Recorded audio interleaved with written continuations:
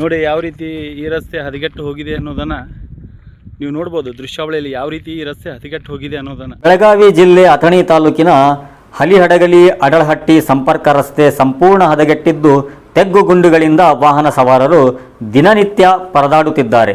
ಮಾಧ್ಯಮಗಳಲ್ಲಿ ಹಲವಾರು ಬಾರಿ ವರದಿಯಾದರೂ ಸಂಬಂಧಪಟ್ಟ ಅಧಿಕಾರಿಗಳು ಹಾಗೂ ಜನಪ್ರತಿನಿಧಿಗಳು ಗಮನ ಹರಿಸಿಲ್ಲ ಎಂದು ಸಾರ್ವಜನಿಕರು ಆರೋಪಿಸಿದ್ದಾರೆ. ಚುನಾವಣೆ ವೇಳೆ ಅಭಿವೃದ್ಧಿಯ ಭರವಸೆ ನೀಡುವ ರಾಜಕಾರಣಿಗಳು ಚುನಾವಣೆ ಮುಗಿದ ಬಳಿಕ ರಸ್ತೆ ಸಮಸ್ಯೆಯನ್ನು ನಿರ್ಲಕ್ಷ್ಯ ಮಾಡುತ್ತಿದ್ದಾರೆ ಎಂದು ಆಕ್ರೋಶ ವ್ಯಕ್ತಪಡಿಸಿದರು. ತಕ್ಷಣ ರಸ್ತೆ ದುರಸ್ತಿ ಹಾಗೂ ಪ್ಯಾಚ್ ವರ್ಕ್ ಕಾಮಗಾರಿ ಕೈಗೊಂಡು ಸಾರ್ವಜನಿಕರಿಗೆ ಸುರಕ್ಷಿತ ಸಂಚಾರ ಅವಕಾಶ ಕಲ್ಪಿಸಬೇಕು ಎಂದು ಗ್ರಾಮಸ್ಥರು ಸರ್ಕಾರ, ಜಿಲ್ಲಾಡಳಿತ ಹಾಗೂ ಸಂಬಂಧಪಟ್ಟ ಇಲಾಖೆಗೆ ಒತ್ತಾಯಿಸಿದರು.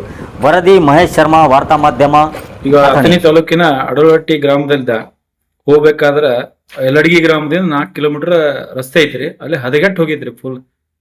ಇದ್ರ ಬಗ್ಗೆ ಏನ್ ಹೇಳಕ್ ಇಷ್ಟಪಡ್ತೀರಿ? ಅಥಣಿ ಮತಕ್ಷೇತ್ರಕ್ಕೆ ಒಳಪಟ್ಟಿರುವಂತಹ ಯಲಡಗಿ ಹಾಗೂ ಅಡಳಹಟ್ಟಿ ಮಾರ್ಗವಾಗಿ ಗಡಿ ಭಾಗದವರೆಗೆ ಸಂಪೂರ್ಣವಾಗಿ ರಸ್ತೆ ಹದಗೆಟ್ಟಿದೆ. ಯಾಕಂದ್ರೆ ಗುಂಡಿನ ಸರ್ಮಾಲಯನ ಇವತ್ತು ನೋಡಬೇಕಾಗಿದೆ.